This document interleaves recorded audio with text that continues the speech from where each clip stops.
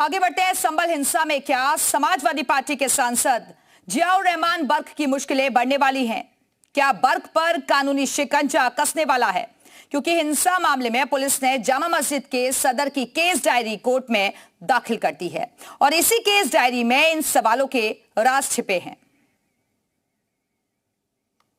तो दरअसल आपको बता दें कि संभल हिंसा मामले में लगातार तफ्तीश आगे बढ़ रही है और समाजवादी पार्टी के सांसद जियाउर रहमान बर्क की मुश्किलें बढ़ने वाली हैं।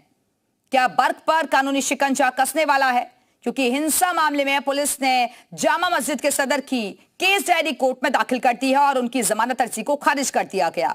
इस केस डायरी में इन्हीं सवालों के राज छिपे हैं और ऐसे में माना जा रहा है कि जियाउर रहमान बर्क की मुश्किलें बढ़ सकती हैं, क्योंकि हिंसा के मास्टरमाइंड के तौर पर उनका नाम भी लगातार सामने आ रहा है। हालांकि आपको याद होगा कि नवंबर में जब यह हिंसा हुई थी उस दौरान तमाम तरीके के आरोप लगाए गए थे।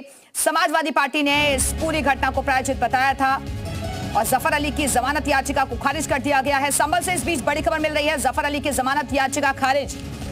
एडीजे कोर्ट ने याचिका खारिज कर दी है। कोर्ट ने आरोपों को माना है गंभीर और जफर अली संभल जामा मस्जिद के सदर हैं और उन पर संभल हिंसा में भीड़ इकट्ठा करने और भड़काने का आरोप है। जफर अली पर लगे आरोपों को गंभीर मानते हुए एडीजे कोर्ट ने जफर अली की जमानत याचिका खारिज कर दी है।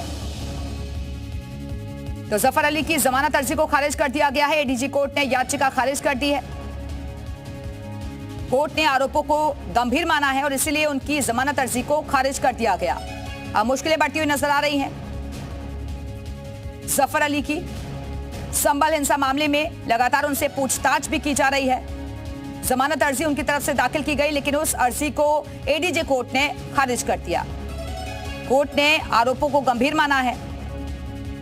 आपको बता दें कि जफर अली संभल जामा मस्जिद के सदर हैं और उन पर संभल हिंसा में भीड़ इकट्ठा करने और भड़काने का आरोप लगा है। हालांकि जब जफर अली को गिरफ्तार किया गया उस दौरान काफी विरोध भी हुआ, वकीलों ने भी हड़ताल का ऐलान किया था। और इस वक्त संभल से हमारे साथ हमारे सहयोगी सुनील सिंह इस वक्त जुड़ गए हैं। सुनील, जफर अली की जमानत याचिका खारिज कर दी गई है कोर्ट की तरफ से। डिस्ट्रिक्ट कोर्ट के एडीजे कोर्ट में जफर अली के जमानत अर्जी पर मामले में सुनवाई थी।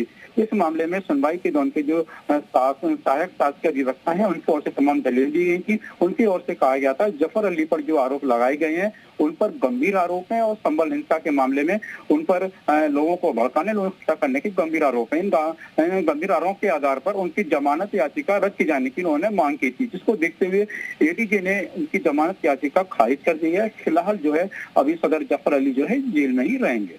चलिए, शुक्रिया आपका सुनील जानकारी के लिए। तो फिलहाल आपको बता दें कि जो जफर अली हैं वो जेल में ही रहेंगे। जमानत याचिका को कोर्ट ने खारिज कर दिया है। एडीजे कोर्ट में इस मामले पर सुनवाई हुई, याचिका दाखिल की गई थी जफर अली के वकील की तरफ से और इस पूरे मामले को कोर्ट ने गंभीर माना था, जिसको लेकर उनकी याचिका खारिज हो गई है।